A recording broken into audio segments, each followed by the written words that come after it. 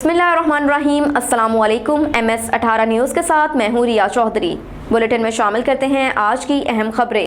एक और खबर है मुजफ्फरगढ़ से। हमारे नुमाइंदे मुश्ताक अहमद आसी की रिपोर्ट के मुताबिक आज़ादी सहाफत पर एक और हमला। मुजफ्फरगढ़ में सरकारी आटे की चोरी को बेनकाब करने पर नेशनल प्रेस क्लब मुंडाका के सदर यूसुफ बिलाल सहाफ़ी पर हमला। मोबाइल फोन तोड़ दिया, नकदी, प्रेस कार्ड, ड्राइविंग लाइसेंस भी छीन लिया।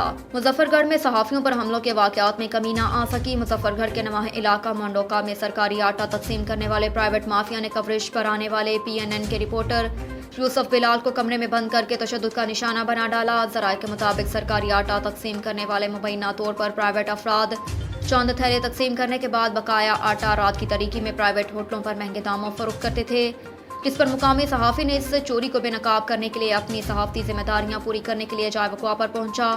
मुबैना तौर पर प्राइवेट अफराद की चोरी को बेनकाब किया, जिस पर प्राइवेट माफिया तैश में आ गया और कवरेज करने वाले सहाफ़ी को तशद्दुद का निशाना बना डाला।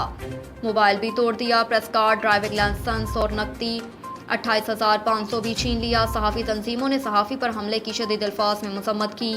TPO मुजफ्फरगढ़ से मुतालबा किया है कि सहाफ़ी पर तशद्दुद करने वाले शरपसंद अनासर के खिलाफ कार्रवाई की जाए। अगर इन गुंडों के खिलाफ कानून के मुताबिक कार्रवाई ना की गई तो तमाम प्रेस क्लब के मेंबरान रोड ब्लॉक करेंगे और कार्रवाई ना होने तक रोड ब्लॉक रहेगा। अब तक के लिए इतना ही। देखते रहिए MS18 न्यूज़।